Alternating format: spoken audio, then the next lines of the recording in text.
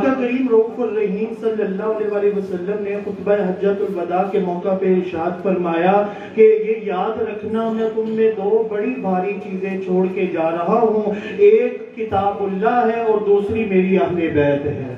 ایک کتاب اللہ اور دوسری میری اہل بیت، دونوں کو پیرالل رکھا، کہا قرآن سمجھ نہیں آئے گا اہل بیت کے بغیر، اہل بیت کو نہیں سمجھ سکتے قرآن کے بغیر۔ یہ دونوں آپس میں لازم و ملزوم ہے۔ میں نے اس حدیث مبارکہ کو سامنے رکھا نا تو یہ میرا تجزیہ ہے، کسی اور جگہ پہ آپ کو بات نہیں ملنے لگی۔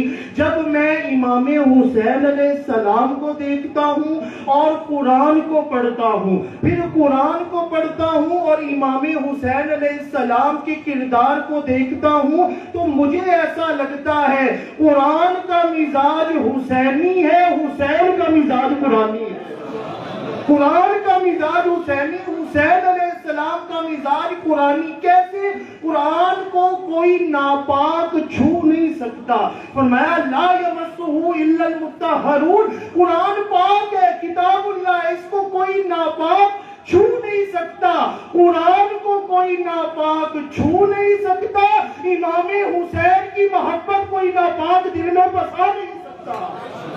پھر قرآن نے کہا وَلَا تَحْسَبَنَّ الَّذِينَ قُتِلُوا فِي سَبِيلِ اللَّهِ أَمْوَاتًا بَلْ أَحْيَاءٌ عِندَ رَبِّهِمْ۔ شہید جب شہید ہو جائے نا تو اس کو مردہ بھی گمان نہیں کرنا، وہ تو زندہ ہوتا ہے، وہ تو زندہ ہوتا ہے۔ قرآن کا بھی درد دل تھا کہ میں کب تک کہتا رہوں گا شہید زندہ ہوتا ہے، کوئی شہید ایسا بھی ہو جو بول کے بتا دے کہ میں زندہ ہوں، کوئی شہید تو ہو۔ سر آقا امام حسین علیہ السلام کا کربلا کے اندر دھڑ مبارک، کوفہ اور شام کے بازاروں میں امام حسین علیہ السلام کا سر مبارک نیزے کی نوک پر قرآن کی تلاوت کر کے زمانے کو بتاتا ہے کہ جو قرآن کہتا ہے نا شہید زندہ ہوتا ہے۔ کیسے زندہ ہوتا ہے؟ حسین نے کہا ایسے زندہ ہوتا ہے۔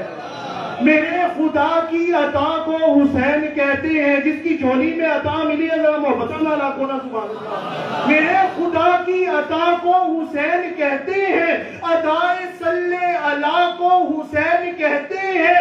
سمجھ کے جو سمجھا تو بس یہی سمجھا کہ دین کے رہنما کو حسین کہتے ہیں۔ فقط یہ بات لکھ کے قلم روک دی میں نے، حیات دین خدا کو حسین کہتے ہیں۔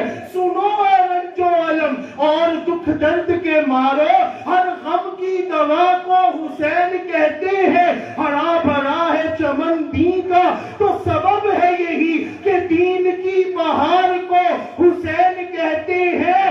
ظہیر بتا دو زمانے کے ہر یزیدی کو، فنا یزید ہوا بقا کو حسین کہتے ہیں۔